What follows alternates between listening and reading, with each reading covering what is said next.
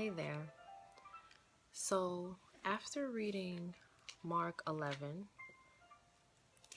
verses 21 and 24, I'm just going to read this right here.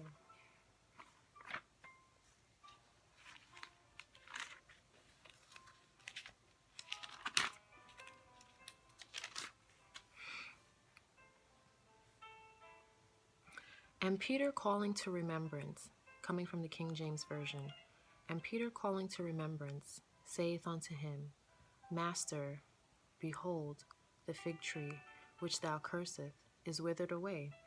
And Jesus answering saith unto them, Have faith in God.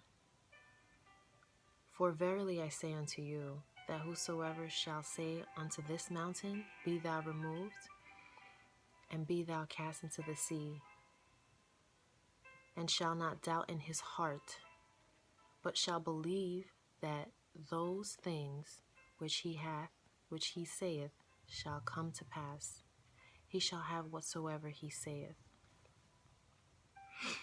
A lot of times, we want to take God's word for what it is.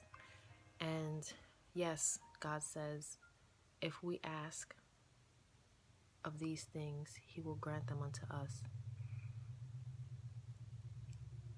And shall not doubt in his heart. So as long as we don't doubt in our hearts, we are able to receive that which we desire. Let me read verse 24. Therefore I say unto you, what things soever ye desire, when ye pray, believe that ye receive them, and ye shall have them. This is very important. A lot of times we come to God praying about things and we don't really believe him. After reading this, I realized it is not only about faith. It's not only about us faith and wanting to receive things and what we want. Let's go on to verse 25 and 26. And when ye stand praying, forgive, if ye have aught against any, that your Father also, which is in heaven, may forgive you your trespasses. But if you do not forgive, neither will your Father which is in heaven forgive your trespasses.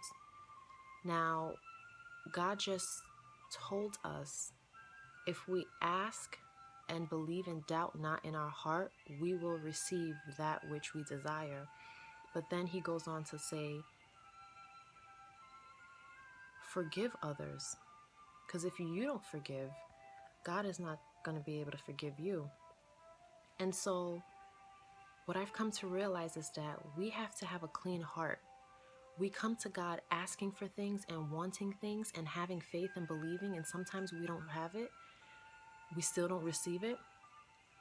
Because where are our hearts? Are our hearts cleansed? Are our hearts in love?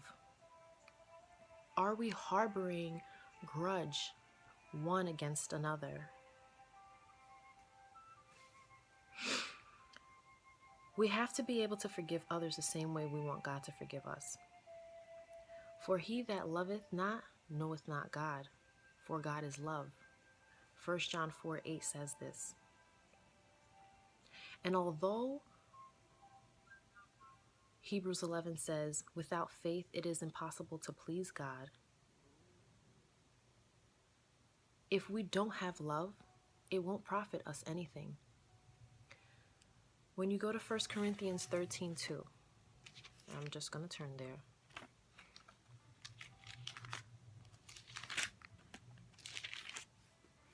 1 Corinthians 13, chapter 2, and this is the love chapter. King James Version uses the word love as charity.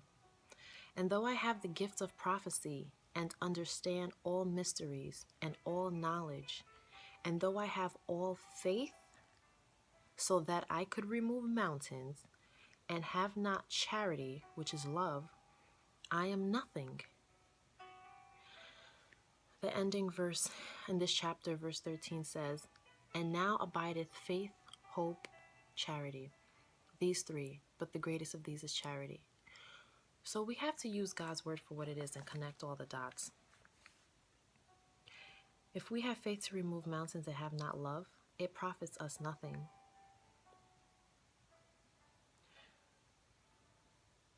So it's not just about faith. It's not just about praying and asking God to give us the desires of our heart, that which we want. Where is our heart at the end of the day? Do we love one another? Do we forgive one another? Do we have grudge one against another? Psalm 51:10 says, and I'm going to read it so we get it verbatim. Create in me a clean heart, O God, and renew a right spirit in me. We ought to be asking God, before we come to him with anything else, to create in us a clean heart and to renew a right spirit within us. Be blessed.